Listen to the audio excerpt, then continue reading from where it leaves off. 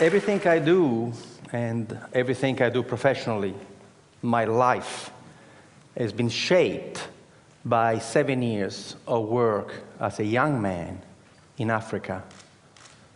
From 1971 to 1977, I look young, but I'm not. I worked in Zambia, Kenya, Ivory Coast, Algeria, Somalia, in projects of technical cooperation with African countries. I worked for an Italian NGO. And every single project that we set up in Africa failed.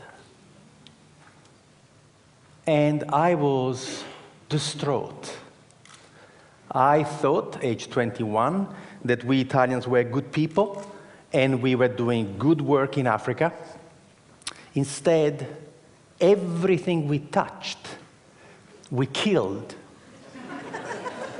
Our first project, the one that has inspired my first book, Ripples from the Zambezi, was a project where we Italians decided to teach Zambian people how to grow food. So we arrived there with Italian seeds in southern Zambia, in this absolutely magnificent valley, going down to the Zambezi River, and we taught the local people how to grow Italian tomatoes and zucchini. And of course, the local people had absolutely no interest in doing that, so we paid them to come and work, and sometimes they would show up.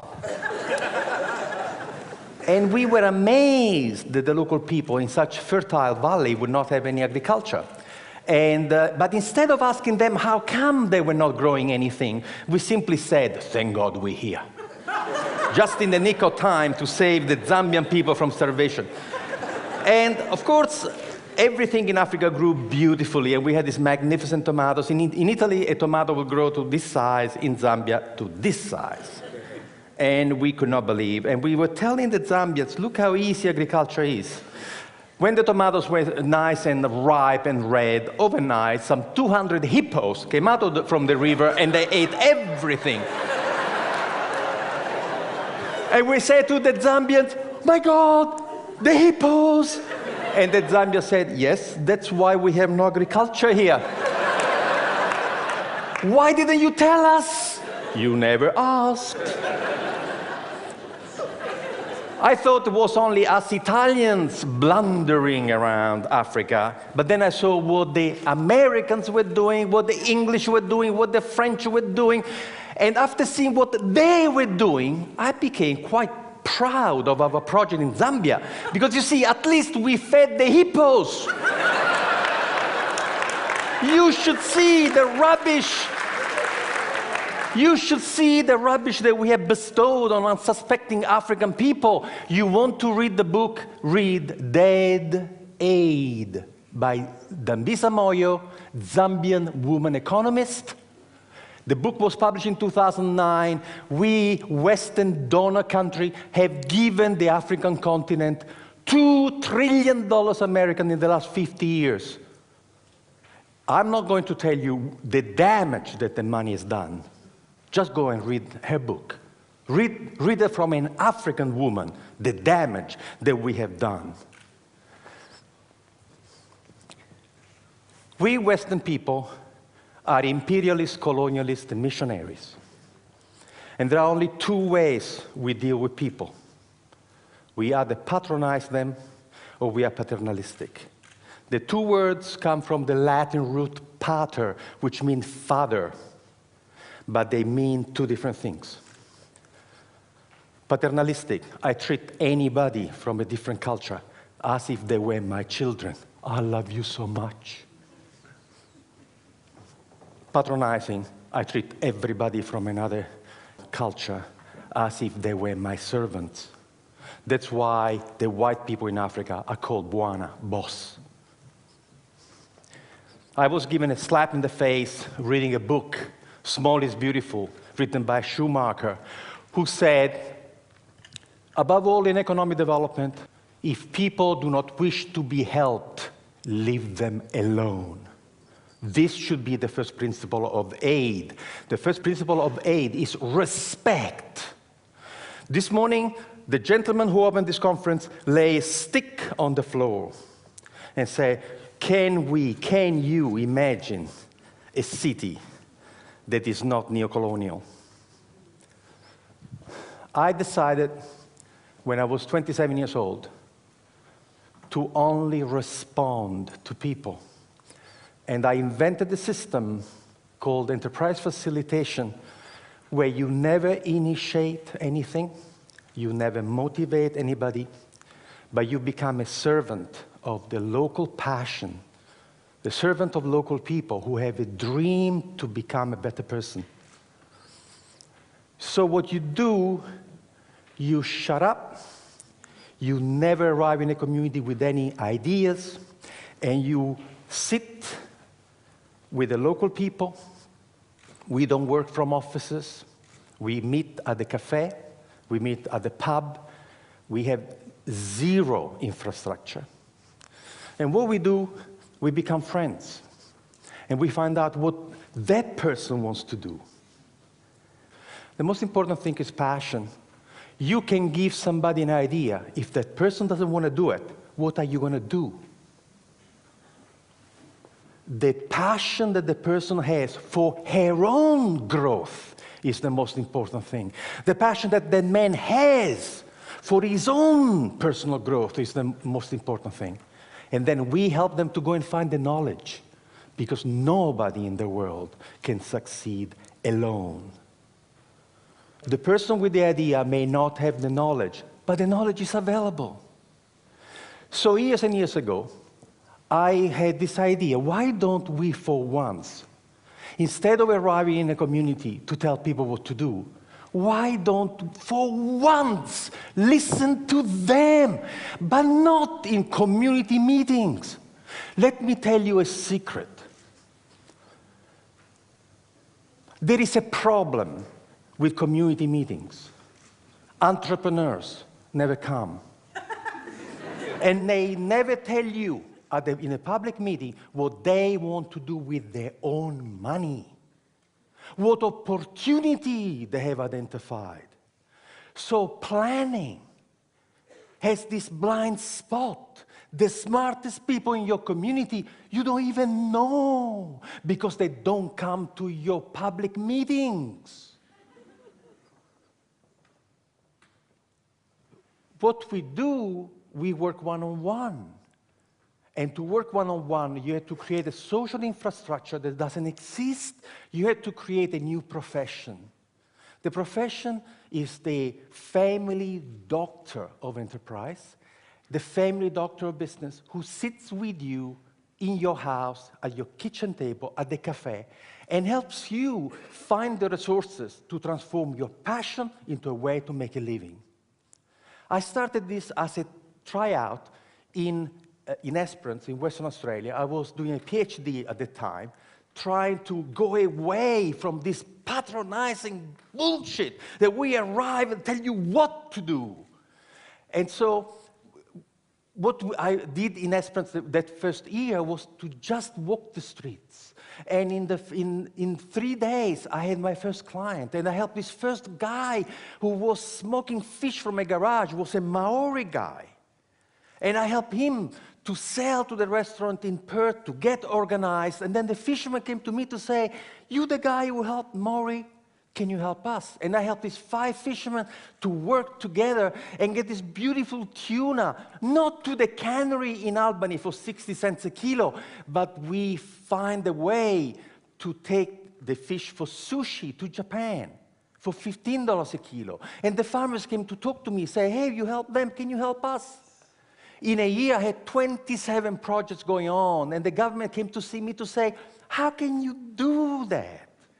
How can you do? And I said, I do something very, very, very difficult. I shut up and listen to them. So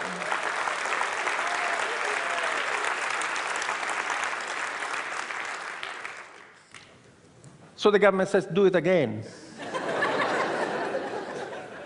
We've done it in 300 communities around the world. We have helped to start 40,000 businesses. There is a new generation of entrepreneurs who are dying of solitude. Peter Drucker, one of the greatest management consultants in history, died aged 96 a few years ago. Peter Drucker was a professor of philosophy before becoming involved in business. And this is what Peter Drucker says. Planning is actually incompatible with an entrepreneurial society and economy. Planning is the kiss of death of entrepreneurship. So now you're rebuilding Christ Church without knowing what the smartest people in Christ Church want to do with their own money and their own energy. You have to learn how to get these people to come and talk to you. You have to offer them confidentiality, privacy. You have to be fantastic at helping them. And then they will come, and they will come in droves. In a community of 10,000 people, we get 200 clients. Can you imagine in a community of 400,000 people, the intelligence and the passion? Which presentation have you uploaded the most this morning? Local, passionate people. That's who you have uploaded. So what I'm saying is that entrepreneurship is where it's at. We are at the end of the first industrial revolution, non-renewable fossil fuels, manufacturing, and all of a sudden, we have systems which are not sustainable. The internal combustion engine is not sustainable. Freon way of maintaining things is not sustainable. What we have to look at is at how we feed, cure, educate, transport, communicate for 7 billion people in a sustainable way. The technologies do not exist to do that. Who is going to invent the technology for the green revolution? Universities, forget about it. Government, forget about it. Will be entrepreneurs, and they're doing it now.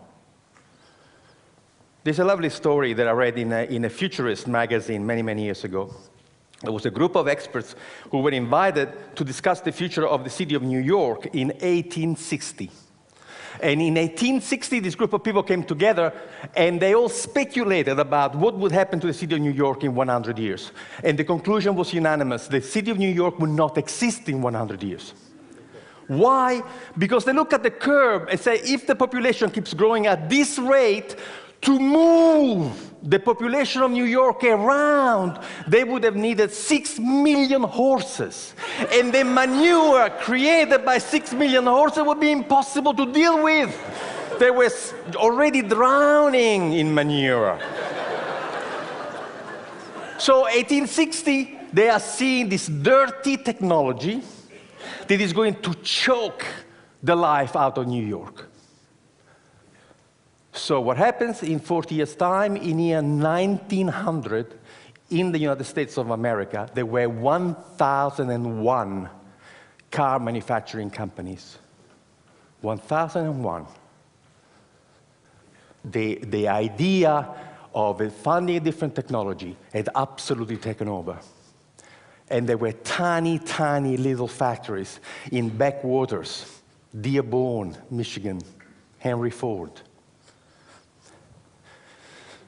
However, there is a secret to work with entrepreneurs. First, you have to offer them confidentiality, otherwise they don't come and talk to you.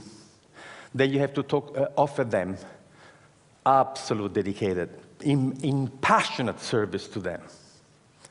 And then you have to tell them the truth about entrepreneurship. The smallest company, the biggest company, has to be capable of doing 3 things beautifully. The product that you want to sell has to be fantastic. You have to have fantastic marketing. And you have tremendous financial management. Guess what? We have never met a single human being in the world who can make it, sell it, and look after the money. Doesn't exist. This person has never been born. We've done the research. And we have looked at the 100 iconic companies of the world: Carnegie, Westinghouse, Edison, Ford, all the new companies, Google, Yahoo, There's only one thing that all the successful companies in the world have in common. Only one. None was started by one person. Now we teach entrepreneurship to 16 years old in Northumberland, and we start the class by giving them the first 2 pages of Richard Branson autobiography, and the task of the 16 years old is to underline in the first 2 pages of Richard Branson autobiography how many times Richard uses the word I, and how many times he uses the word we. Never the word I and the word we, 32 times. He wasn't alone when he started. Nobody started a company alone. No one.